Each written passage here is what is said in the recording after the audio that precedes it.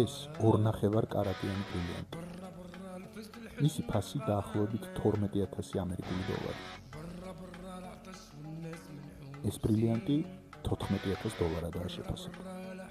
ამ ორქვას ისაუბრს საერთო, რომ ორივე სიერა ლეონეში აღმოჩენილი, მოპოვებული და დამუშავებული. ბევრმა არ იცის, რომ ეს დასავლეთ აფრიკული სახელმწიფო ალმასების საბადოა. სწორედ ეს ამბავია ამ ქვეყნის უდიდესი წყევლა და ძღვენი. აქ კიდევ ერთი საინტერესო ამბავი ხდება. სიერა ლეონეში ძალიან ბევრი ადამიანია, რომელსაც კიდურები აქვს ამპუტირებული. დიახ, ესეც გარკვეულწილად ამასებთანაა დაკავშირებული. თუმცა მაინც მინდა შემდეგი კითხვა დაგისვათ. რატომ აქვს უჩვეულოდ ბევრ ადამიანს კიდური ამპუტირებული სიერა ლეონეში?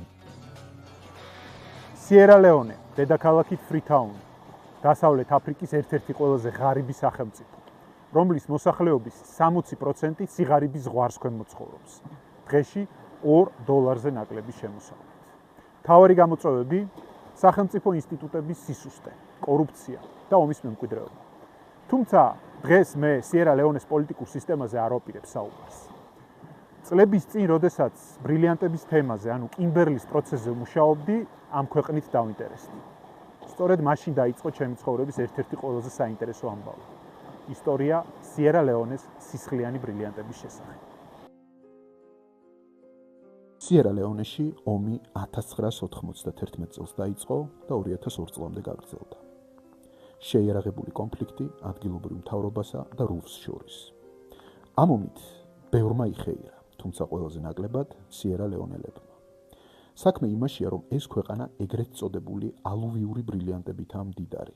მარტივად რომ ვთქვათ, ძალიან მაღალი ხარისხის უძვირფასესი ქვებით, რომელთა აღმოჩენაც შეუიარაღებელი თვალითაა შესაძლებელი, ხოლო პირველადი დამუშავება შიშველი ხელებით.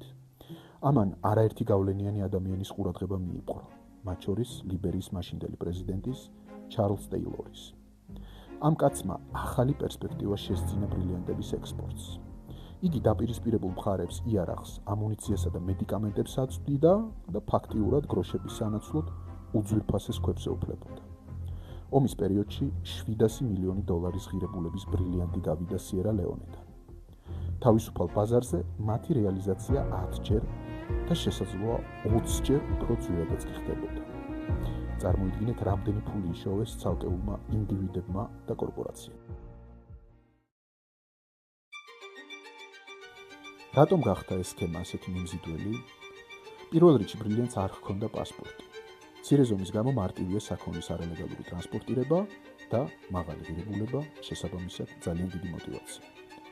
ამბობენ, რომ ყველაზე მეტად სისხლიანი ბრილიანტებით ბრიტანულმა De Beers Group-მა ისარგებლა. თუმცა ამის პირდაპირ მტკიცებულება არ არსებობს. ვინც ამის დამტკიცებას სცადა ან სამუდამოდ გაქრა, ან გაჩუმდა. იმასაც ამბობენ, რომ სიერა ლეონელი მეთევზეები ყოველდღე ეზიდებიან პატარა ნავებით კონტრაბანდულ ალმასებს. შეიძლება ამ წუთასაც კი. აქ ბრილიანტებს ორი ძირითადი სეგმენტი ეძებს. ადგილობრივი მკვიდრები, რომლებიც ინდივიდუალურად ან მცირე ჯგუფებად მუშაობენ, სიერა ლეონეში 100,000-ობით ასეთი ადამიანია. ისინი ხშირად უკიდურეს სიღარიბეში ცხოვრობენ და ბრილიანტის პოვნა მათთვის გადარჩენის ერთადერთი შანსია. და საერთაშორისო კორპორაციები, რომლებიც ლიცენზიასა და მძიმე ტექნიკას ფლობენ. თუმცა სიერა ლეონეს სპეციფიკა ისაა, რომ ბრილიანტების დიდი ნაწილი ზედაპირთან ახლოს, მდინარეების ნალექებშია. ადგილობრივი ტომებისთვის ბრილიანტების ძებნა ცხოვრების წესია. მაგალითად ამ ტომისთვის, კემნესთვის. აი, ასე იცავენ ისინი თავიანთ ექსპედიციას. სიერა ლეონეში ბრილიანტები, როგორც უკვე ვთქვი, ალუვიურია. ეს იმას ნიშნავს, რომ ისინი მიწის სიღრმეში კი არ არის ჩამარხული, როგორც მაგალითად სამხრეთ აფრიკაში, არამედ მდინარეების კალაპოტებსა და დაჭაობებულ ადგილებში. პროცესი ასეთია. გათხრა.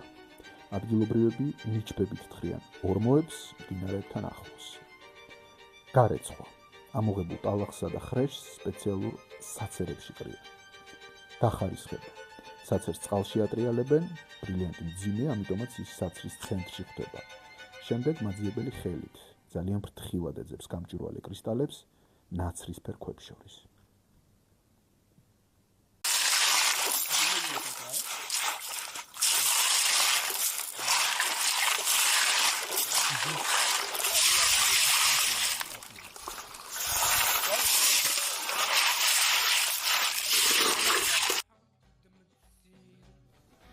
სიერა-ლეონეში ერთი მნიშვნელოვანი ელემენტი მუშაობს სპონსორების სისტემა. ადგილობრივებს ხშირად არ აქვთ ფული საკვებისა და ინსტრუმენტების, თუნდაც საცერის შესაძლებლად. ჩნდება სპონსორი, ხშირად ადგილობრივი გავლენიანი პირი, ან უცხოელი ბიზნესმენი, რომელიც მათ საჭმელსა და ტანსაცმელს აძლევს ძიების სამოცვლოდ და რა თქმა უნდა, სამუშაო პროცესს აკონტროლებს. ჩადიან თუ არა უცხოელები მარტივი გამდიდრებისთვის სიერა-ლეონეში? დიახ, რა თქმა უნდა. თუმცა ეს არც ისე მარტივი ამბავია და თანაც ძალიან სარისკო. ყოველწლიურად აფრიკის ამ სახელმწიფოში უამრავი ადამიანი ჩამოდის, რომლებსაც მართლა ჰგონიათ, რომ რამდენიმე $1000 ჩადებენ, ადგილობრივებს დაიქირავებენ და მილიონერები გახდებიან. ალბათ ხვდებით, რამდენად მცირეა მათი წარმატების შანსი.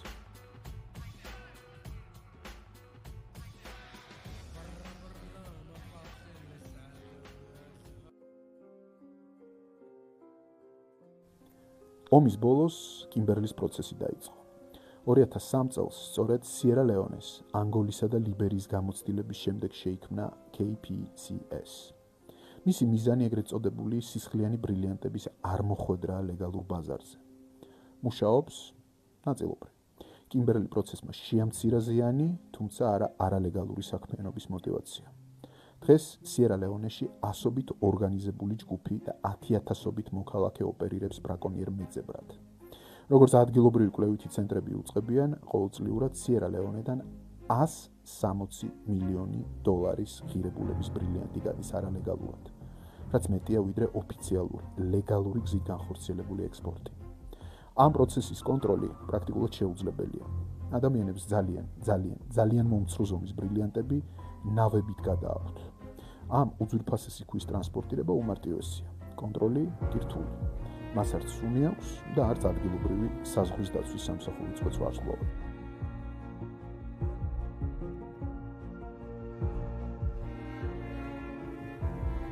ეს ბუნებრივი ცირკონია. ის ძალიან წააგავს ბრილიანტს თავისი დისპერსიით, გარდატეხის მაღალი კოეფიციენტით, სიმკვრივითა და წონით. თუმცა არის ერთი მაგრამ. ბრილიანტი ლუპის პრიზმაში სინათლეს ერთი მიმართულებით გარდატეხს, ხოლო ცირკონს ორმაგი გარდატეხა აქვს. სწორედ ამ ქვით ატყუებენ ადგილობრივები მათზე.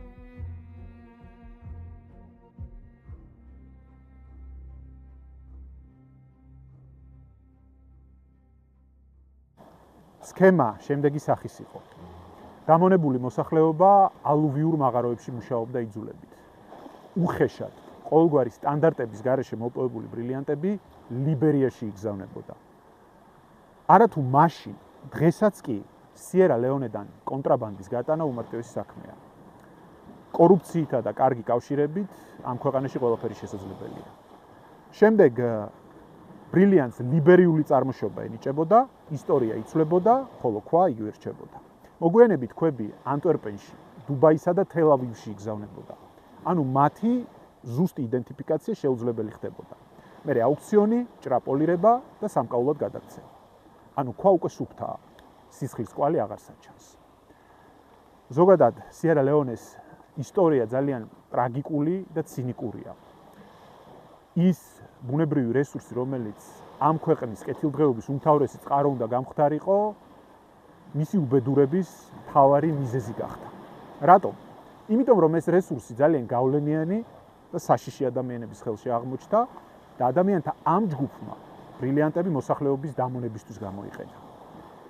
სიერა-ლეონელები ხშირად ხუმრობენ საკუთარ თავზე და ამბობენ, რომ სიერა-ლეონე უმამოდ დარჩენილი ობოლია, რომელსაც თავისი სიმდიდრის დაცვა არ შეუძლია. და იქვე ირონიულად კითხულობენ.